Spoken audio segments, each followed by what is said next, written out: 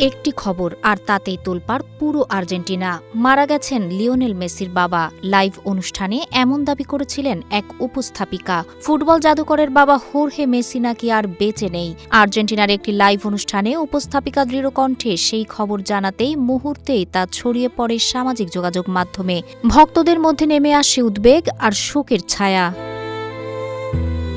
বিশ্বকাপ চলাকালে live সম্প্রচারে Florencia Peña আরও বলেন, বাবার শেষকৃত্যে অংশ নিতে আর্জেন্টিনা অধিনায়কের যুক্তরাষ্ট্রে থাকা জাতীয় দলের ক্যাম্প ছেড়ে দেশে ফিরে যাওয়া উচিত। কিছুক্ষণের মধ্যেই খবরটি সম্পূর্ণ ভিত্তিহীন বলে প্রমাণিত হয়। এরপর মেসির পরিবার এক বিবৃতিতে জানায়, হোর্হে মেসি একটি স্বাস্থ্যগত সমস্যার কারণে চিকিৎসাধীন রয়েছেন, তবে তিনি সুস্থ আছেন। ভুল তথ্য প্রচারের দায়ে কঠোর সিদ্ধান্ত নেয় কর্তৃপক্ষ। ঘটনার জেরে উপস্থাপক ফ্লোরেন্সিয়া পেনিয়া এবং সংশ্লিষ্ট অনুষ্ঠান এল শো দেল ভেরানোর পুরো ব্যাকস্টেজ টিমকে বরখাস্ত করেছে কর্তৃপক্ষ।